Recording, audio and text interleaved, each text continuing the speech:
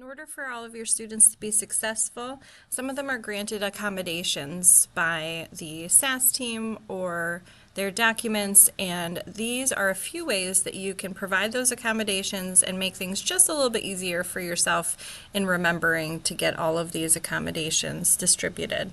So the easiest way to make sure that the students who should be getting more time always do is by going in through the roster, view everyone in your course. If you do see a little flag next to their name, that means that you've already granted them an accommodation. And here's what it will look like. You're going to go to Accommodations and then click on Time Limit Accommodation. You can grant them 50%, 100%, or even unlimited time depending on what their document suggests.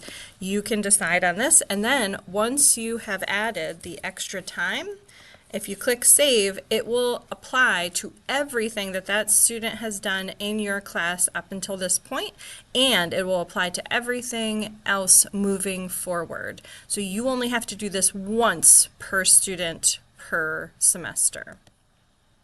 You can see automatically this gets updated. Now, if there are other exemptions or accommodations that you need to grant, you might want to go in through the assignment itself. Here's the assignment, and then you are going to click on the Submissions tab, and then next to the particular student who you would like to give an exemption to. So this is where you would add or edit exemptions. The due date is the due date, but you perhaps are going to give them access earlier, or perhaps they get a little bit extra time, or maybe you want to give them 2 or 3 different attempts versus 1 for your other students. This is where you get to exempt them from the whole class rule, and these are just the rules just specifically for this student.